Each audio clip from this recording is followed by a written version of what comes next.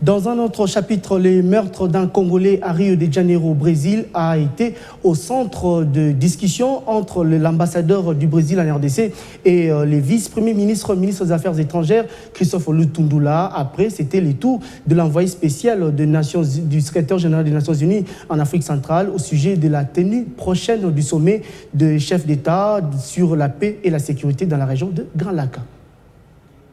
Je voudrais dire que cette situation jamais se répéterait, mais je ne suis pas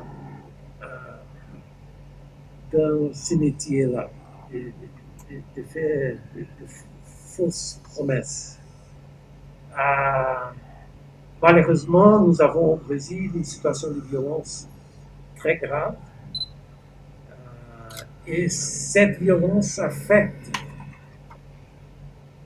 90-92% de la population brésilienne, spécialement dans les grandes concentrations urbaines comme Rio de Janeiro, São Paulo, Recife.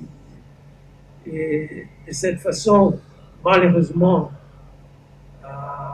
je pense que cette tragédie ne serait pas la dernière. Mais on peut utiliser cette situation pour provoquer une réaction de la société brésilienne, une réaction plus forte contre la violence. Il y a un sommet très important pour la RDC et les autres pays signataires de l'accord cadre d'Addis Abeba qui aura lieu ici le 24 février. C'est déjà ma deuxième réunion depuis mon arrivée à Kinshasa ce matin. Je vois que ce sont deux réunions très importantes dans le cadre des préparatifs de ce sommet.